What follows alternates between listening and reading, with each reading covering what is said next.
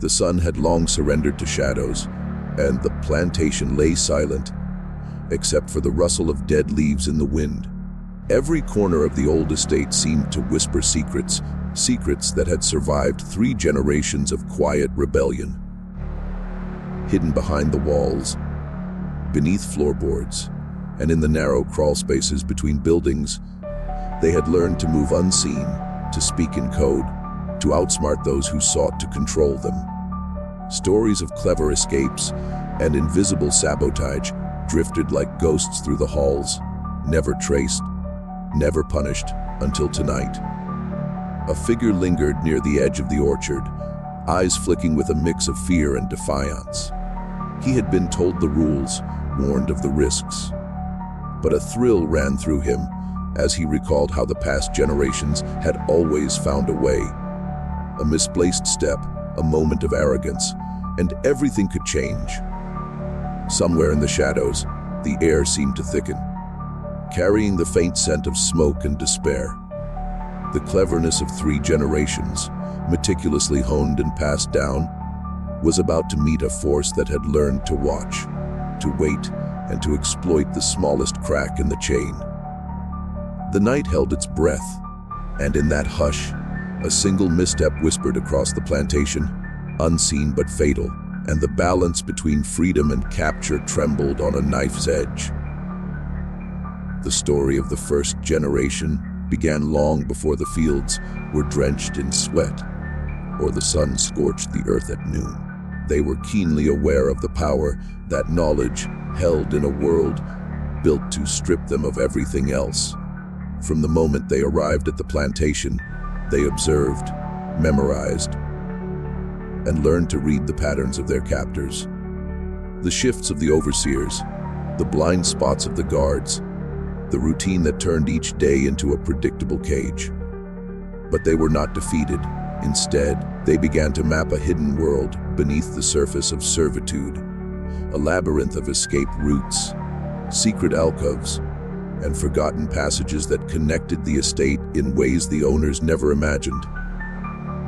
Every corner of the plantation seemed ordinary, yet within each seemingly innocuous structure there were opportunities to conceal, to hide, to evade. The slaves' minds became instruments of ingenuity, turning mundane tasks into cover for subtle acts of resistance. A bucket of water left in the wrong place might mark a route. A seemingly casual conversation in the kitchen could carry coded warnings. A scratch in the floorboards might indicate a hidden trapdoor. They communicated without speaking openly, learning to trust gestures, glances, and symbols that only they could decipher, forming a language invisible to the eyes of their masters. These tactics were not born out of impulse, but careful observation and experimentation. They learned to exploit their owners' assumptions, to manipulate expectations, to move with precision when the overseers were least attentive. Their cunning became a shield, a way to survive, and a tool to reclaim tiny fragments of autonomy in a world designed to strip them of all agency. As the years passed, the first generation discovered that their cleverness alone could not be enough. They needed to preserve it, to pass it on. Lessons were imparted quietly, almost imperceptibly, so that each child would internalize the rules of observation, the art of concealment, and the discipline required to act without fear. The plantation itself became a classroom, every building and corridor a textbook of survival. Secrets were written in silence, etched into memory rather than paper, carried in the subtle adjustments of routine, in the stories told by firelight, with faces obscured by shadow. By the time the first generation grew old, a hidden network of knowledge had formed, a legacy encoded in movements, in habits, in the very rhythm of life on the plantation. They knew that what they had learned could outlast them, that the wisdom of observation and subterfuge could travel through time, surviving beyond the cruelty that sought to extinguish it, and that this inheritance would become a lifeline for those who followed. The second generation inherited more than just the whispered lessons of their elders. They inherited a blueprint of resistance, a hidden map of the plantation's weaknesses, and the confidence that cleverness could bend the strict rules imposed upon them. They moved through the estate with the practiced ease of shadows, slipping unnoticed past the eyes that were trained to see every movement, every misstep. Each escape, each subtle act of sabotage, was a testament to the ingenuity honed over decades, and each success fed the quiet legend that spread among the enslaved. They learned to exploit patterns, timing their actions with the precision of those who understood not only the physical layout of the land, but the rhythms of human behavior. A servant who was always assigned to sweep at dawn would inadvertently leave a corridor unguarded. A predictable meal time would create a narrow window where a hidden message could pass from one family member to another. These opportunities were seized with patience and meticulous care, because even the smallest miscalculation could have consequences that reverberated far beyond a single night. Wordless warnings traveled through symbols etched in dirt or bark, marks that only the initiated could interpret, and the knowledge that the overseer's arrogance would blind them to patterns that were obvious to anyone who had nothing to lose. Over the years, whispered tales of daring escapes became both legend and instruction, teaching the younger members not only how to flee, but how to remain unseen, how to move in tandem with the unseen currents of power that dictated the plantation's life. A lock left unfastened, a gate left slightly ajar, the pretense of obedience, each became a tool in the arsenal of those determined to reclaim their freedom in small, calculated doses. The overseers often found themselves bewildered by the apparent impossibility of these feats. Livestock would be tampered with in ways that caused distraction. Wagons would be rerouted, deliveries lost. In the chaos that had been carefully orchestrated, nothing could be proven, no culprit caught, yet fear began to settle like a thick fog over the masters, because they sensed the invisible hands that had manipulated events around them. And so the plantation itself became a stage for these clandestine acts, each one more daring than the last, each one strengthening the unspoken bond between the families who had inherited the knowledge of survival. The second generation understood that every escape, every success, was not just about evading capture. It was a way to assert control over a life that was meant to be denied to them. A way to show that even under the weight of oppression, ingenuity and courage could carve paths that no one could anticipate. The arrival of the new overseer was like the first chill of winter, sudden and unsettling, a presence that shifted the air across the plantation without warning. He was not like the others, whose arrogance and routine had been easily predicted and manipulated by the generations that had mastered survival through secrecy. This man moved differently, his eyes scanning, measuring, memorizing.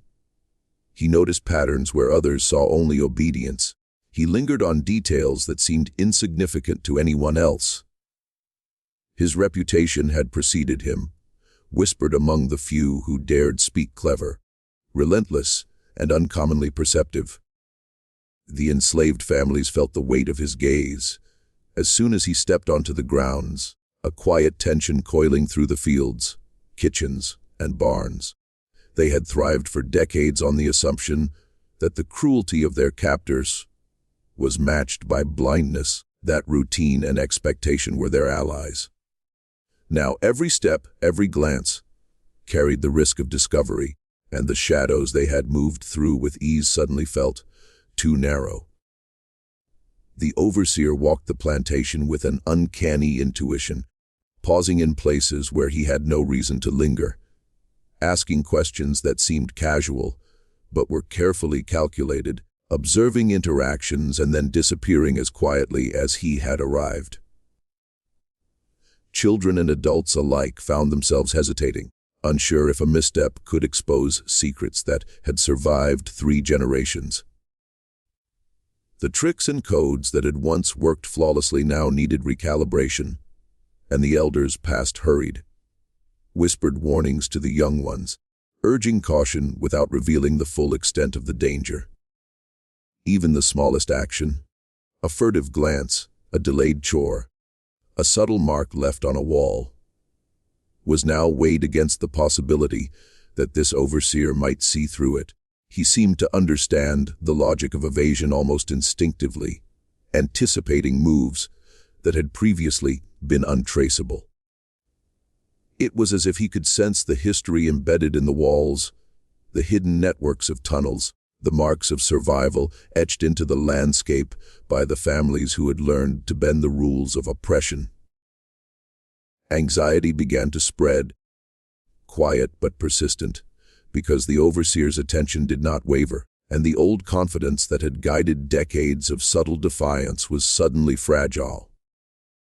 Every shadow, every creaking floorboard, every whisper in the night felt like a trap waiting to snap. The cleverness that had kept 3 generations safe now faced a mind equally clever, one that observed not just the surface of the plantation, but the patterns beneath it. And the families knew, in a way they had never known before, that one wrong move could unravel everything they had meticulously preserved. Have been dismissed if it weren't for the relentless eyes that had begun to study them. The youngest of the 3rd generation, emboldened by stories of triumph passed down from their elders, moved with a confidence that had been carefully cultivated, but now teetered on recklessness. They had been told that every action mattered, that the smallest detail could betray years of cunning, but in the audacity of youth, they allowed carelessness to slip through their practiced discipline. A hidden note, once folded and secured in the secret compartment beneath the floorboards, was left exposed, caught in a ray of moonlight that illuminated it like a beacon. A passage, normally sealed with subtle precision, creaked under a hurried step, betraying its existence to ears attuned to the faintest disturbances. These were mistakes born not of ignorance but of familiarity, the false comfort of generations who had believed themselves untouchable. The overseer, with his uncanny perception, noticed immediately, the corners of his mouth twitching as the implications settled in. He had seen the patterns before, but now he saw the vulnerability that had gone unnoticed for decades. The hidden order, the intricate web of messages and pathways, was suddenly fragile. Panic, sharp and immediate, rippled through the family as the young one realized what had happened. Elders whispered hurried instructions, hands shaking, voices tight with fear. But the moment had already begun to escape control. The overseer's presence was no longer distant. It moved closer, deliberate, patient, yet unmistakably predatory. Each heartbeat seemed to echo across the empty corridors, as though the walls themselves were warning them of the consequences. Trust, carefully maintained over generations, strained under the weight of a single lapse, and the shadows that had once concealed them now felt shallow, insufficient to hold the secrets they had relied upon. The plantation, which had been a stage for clever deception, became a theater of impending capture, every movement scrutinized, every hiding place threatened with exposure. The young one's courage faltered, as they understood the scope of the danger, the legacy of subtle rebellion, suddenly hanging by a thread, threatened not by brute force but by the precision and patience of a mind that saw through their games. The family could sense the inevitability creeping closer, the chain of events set in motion by a seemingly trivial misstep, and the night, which had once been a cloak, now pressed in on them, heavy, with the certainty that their world of careful manipulation was on the verge of unraveling under the unforgiving gaze of the overseer. The collapse began quietly, almost imperceptibly, as though the very walls of the plantation had been holding their breath for this moment. Every careful plan, every hidden passage and coded mark, every lesson passed down through generations, now faced the unforgiving weight of consequence. The overseer moved with a methodical patience, tracing patterns that had been invisible for decades, piecing together the secret networks that had protected the family through time. The young ones trembled under his gaze, their previous confidence eroded by the realization that the cleverness of their ancestors, while formidable, was not infallible. Elders tried to guide them, to adjust plans in real time, but even their experience could not undo the mistake that had already signaled their presence. The family found themselves corralled, first psychologically, as paranoia sharpened every sound, every shift of shadow, and then physically, as the overseer forced them toward a part of the plantation long forgotten by anyone except those who had built their refuge in its hidden recesses. What had once been a sanctuary, the hidden crawl spaces, the secret rooms, the labyrinthine paths through fields and forests, now became a trap, each familiar corner, twisted by fear into a potential point of discovery. Every heartbeat seemed louder than the last, a drum counting down the moments until capture, and yet the family moved with a desperate, practiced stealth, knowing that failure meant more than punishment. It meant the annihilation of the legacy that had survived generations. The overseer anticipated their movements with an almost preternatural accuracy, closing in without haste, allowing them to feel the illusion of escape before tightening the circle, a predator testing the limits of prey. And in those moments, the young ones understood the stark truth: cleverness alone, no matter how refined or inherited, could falter, could be undone by a single lapse, and could crumble under pressure without warning. The family's whispered communications faltered. Their coded marks became confusing under stress, and their intimate knowledge of the land could no longer guarantee safety. Shadows that had once been allies now seemed to conspire against them, guiding them toward corners where the overseer waited, patient and calculating. The air itself seemed to thicken, carrying the tension of years compressed into the present, and the plantation, which had always been a place of struggle and subtle triumph, transformed into a stage for confrontation, for the reckoning of all those years of cunning.